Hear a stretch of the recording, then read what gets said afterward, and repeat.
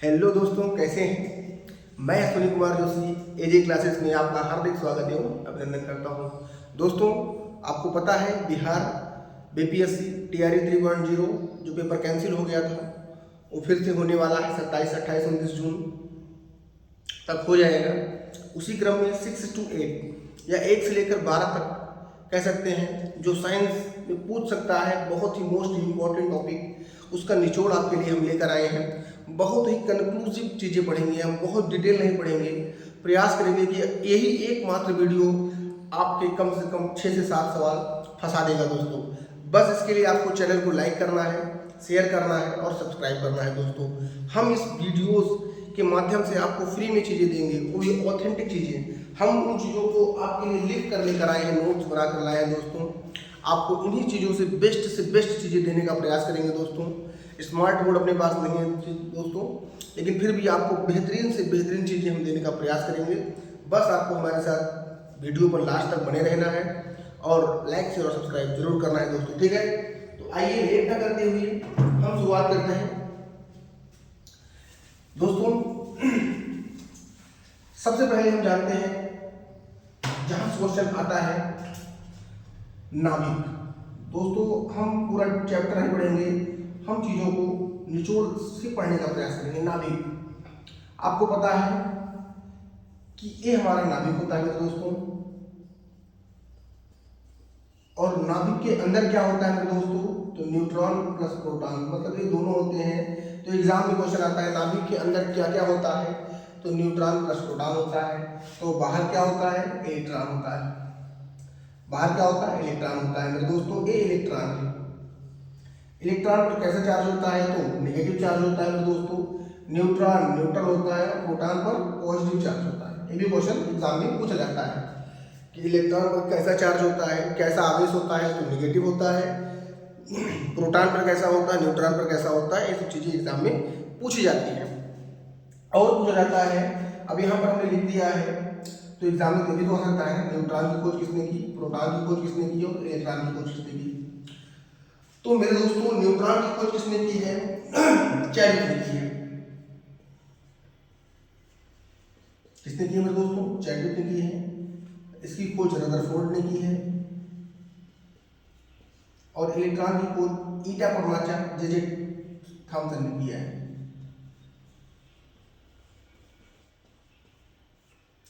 ये भी क्वेश्चन आता है किसने क्या खोज किया है। अब कभी कहीं प्रोटॉन पर रदरफोर्ड आता है, तो कहीं कहीं पर आपको पता होगा कि इसके लिए गोल्डस्टीन भी आता है। इसको भी ध्यान रखना है दोस्तों, गोल्डस्टीन भी आता है। तो इस चीज को भी आपको दिमाग में रखना है, क्योंकि बहुत सारे एग्जामों में अलग अलग चीजें पूछी जाती हैं।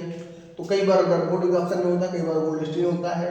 अगर रदरफोर्ड और गोल्डस्टीन दोनों है तो इसी को टिक मारेंगे, गोल्डस्टीन को, क्योंकि ये हमारे लिए ज्यादा इफेक्टिव होता है, ज्यादा पावरफुल होता है मेरे दोस्तों, ठीक है। अब हम बात कर लेते हैं कि नाभिक का परमाणु सिद्धांत किसने दिया। तो यहां से भी एक सवाल बनता है, नाभिक का परमाणु सिद्धांत किसने दिया मेरे दोस्तों, किसने दिया मेरे दोस्तों, रदरफोर्ड ने दिया है। रदरफोर्ड। बहुत ही कंक्लूसिव चीजें हैं, बहुत ही इफेक्टिव चीजें हैं। हम प्रयास कर रहे हैं आपको बहुत ही बेहतरीन ढंग से चीजों को देने का प्रयास कर रहे हैं। एकदम सिस्टमैटिक में भी तो नहीं दे पाएंगे, लेकिन चीजें मिक्सअप हमारे पास है। तो मिक्स में क्या हो सकता है आपको हम देंगे। बस आपको इसके लिए चैनल को लाइक शेयर और सब्सक्राइब करते रहना है दोस्तों, ठीक है। आइए कुछ बातें हम और जानते हैं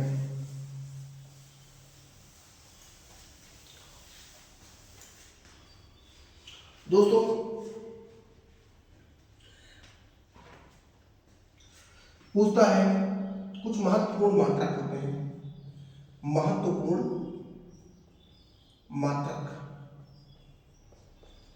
यहां से भी आपके एग्जाम में सवाल बनते हैं, जैसे एम्पियर किसका मात्रक है, तो विद्युत धारा का मात्रक है। एग्जाम में कई बार सवाल आया हुआ है। हर्ट्ज किसका मात्रक है। अभी दोस्तों ये लिखा होता तो लिख कर लेते हैं, आवृत्ति का मात्रक है। ओम किसका मात्रक है दोस्तों, प्रतिरोध का मात्रक है।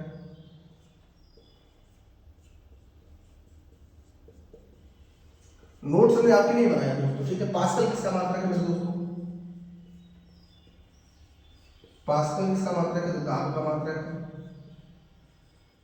इस सब एग्जाम में सवाल आएंगे दोस्तों। पार्सेक किसका मात्रक है? एग्जाम में बनाया हुआ है। तो पार्सेक दूरी मापने की है, लेकिन कैसी दूरी? तो बड़ी दूरी मापने की मात्रक है ये। ठीक है। प्रकाश वर्ष की दूरी का मात्रक है कैंडेला, जो तीव्रता का मात्रक है, इतना इंपॉर्टेंट नहीं है। ठीक है। तो कुछ महत्वपूर्ण है, बाकी हम और लिखवा सकते हैं। कार्य का मात्रक क्या होता है? जैसे कार्य और ऊर्जा का मात्रक, कार्य और ऊर्जा का मात्रक क्या होता है? जूल होता है। ये भी आपको पता होना चाहिए, क्योंकि कार्य और ऊर्जा की मात्रक जो होते हैं दोनों सेम होते हैं। ऊर्जा दो प्रकार की होती है, स्थितिज ऊर्जा होती है और गतिज ऊर्जा होती है। ठीक है। स्थितिज ऊर्जा का फार्मूला होता है mgh और उसका होता है 1/2 mv²। इन दोनों को जोड़ देते हैं तो ऊर्जा संरक्षण का नियम कहता है ऊर्जा ना तो नष्ट होती है ना ही बनाई जा सकती है, बस इसको एक रूप से दूसरे रूप में परिवर्तित करते हैं। अब स्थितिज ऊर्जा में कैसे कैसे सवाल बनते हैं? जैसे स्प्रिंग पर जो सुई होती है, डैम के बांध होते हैं, सब कैसे होते हैं? स्थितिज ऊर्जा पर होते हैं। और जो गति करते हैं वो गतिज ऊर्जा पर होते हैं। स्थितिज ऊर्जा पर द्रव्यमान और ऊंचाई पर फर्क पड़ता है, लेकिन गतिज ऊर्जा में द्रव्यमान और के साथ वेग पर भी फर्क पड़ता है। आपके बीपीएससी में सवाल यहाँ से बना हुआ था दोस्तों। ठीक है। तो इन सब पर भी हम चर्चा करेंगे, आगे आएगा तो आप इसको बारी बारी से ध्यान से सुनते रहिए और चैनल को लाइक शेयर और सब्सक्राइब करते रहिए। ठीक है। तो इसको स्क्रीनशॉट मारिए, फिर हम आगे चलते हैं।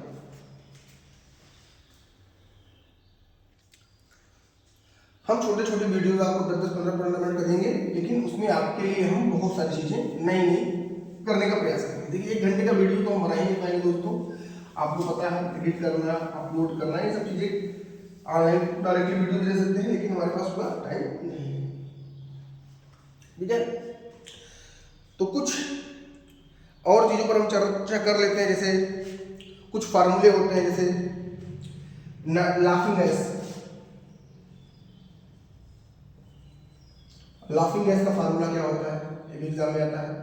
तो इसको हम लोग नाइट्रस ऑक्साइड कहते हैं, नाइट्रस ऑक्साइड। ठीक है। अम्ल वर्षा, एसिड रेन, और हम आगे पढ़ेंगे, लेकिन अभी कुछ इंपॉर्टेंट। एसिड रेन में क्या होता है? सल्फ्यूरिक अम्ल होता है, नाइट्रिक अम्ल होता है, H2SO4 प्लस HNO3 होता है। ये भी एग्जाम में कई बार आया हुआ है। अब एसिड रेन का हमें कहाँ पर दिख रहा है ज्यादा प्रकोप? तो ताजमहल में दिख रहा है। कहाँ दिख रहा है? ताजमहल का रंग कैसा हो रहा है? सफेद से हल्का हल्का पीला हो रहा है। इसके पीछे कारण क्या है? जो मथुरा में तेल रिफाइनरीज लगी हुई हैं, बहुत ज़्यादा इंडस्ट्रियल एरिया है, वहाँ से प्रदूषण निकलता है एसिड रेन के रूप में, और ताजमहल में क्या इफेक्ट करता है सीधे सीधे। और इसका इफेक्ट हम कहाँ देख सकते हैं? अपने घरों में आसपास देखिए, जो आपकी दीवारें होंगी भुरभुरी हो रही हैं, वो सब भी एसिड रेन की वजह से ही होते हैं। और आप पत्थरों पर दरार पड़ जाते हैं, चिट्टी चिट्टी पड़ जाते हैं, वो भी एसिड रेन का ही प्रभाव है। ठीक है। फलों के परिरक्षण में क्या बनता है? परिरक्षण किसका? फलों के परिरक्षण में किसका प्रयोग करते हैं? तो एग्जाम में आया हुआ है, फलों के परिरक्षण में तो सोडियम बेंजोएट का, सोडियम बेंजोएट, सोडियम बेंजोएट का प्रयोग करते हैं दोस्तों। ठीक है।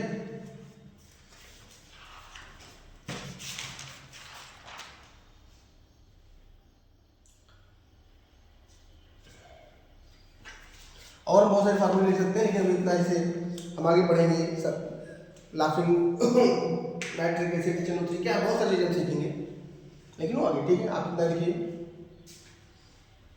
फिर हम इसका जानते हैं।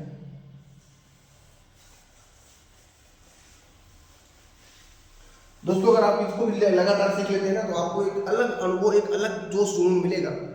इसमें बहुत सारी चीज़ें हम आपको निचोड़ देने का प्रयास कर रहे हैं, कहीं की क्या चीज़ें, क्या क्या बन सकता है, एग्जाम ओरिएंटेड चीज़ें ही हैं।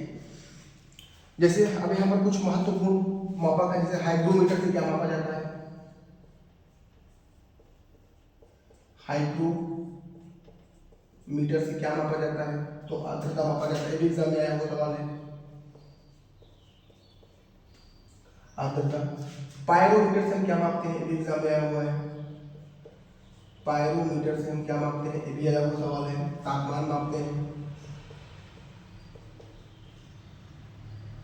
बैरोमीटर से हम क्या मापते हैं, ये भी एग्जाम में सवाल आया हुआ है।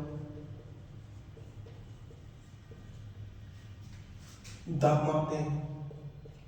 अब दाब का मात्रक पास्कल होता है, आपको पता होना चाहिए। फाइडोमीटर से हम क्या मापते हैं, ये भी एग्जाम में सवाल आया हुआ है। बस आपको हमारे साथ लगातार बने रहना है। हम आपको लगातार 10 से 15 दिन में इतनी निचोड़ दे देंगे चीजें कि आपको अलग मजा आ जाएगा। फाइडोमीटर से क्या मापा जाता है, समुद्र की गहराई।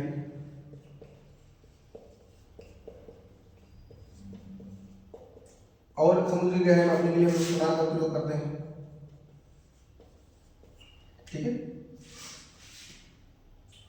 स्पिग्नोमेट्रोमीटर से क्या मापते हैं हम लोग, स्पिग्नोमेट्रोमीटर से हम क्या मापते हैं, हम लोग बीपी नापते हैं। ठीक है। रक्तदाब, ब्लड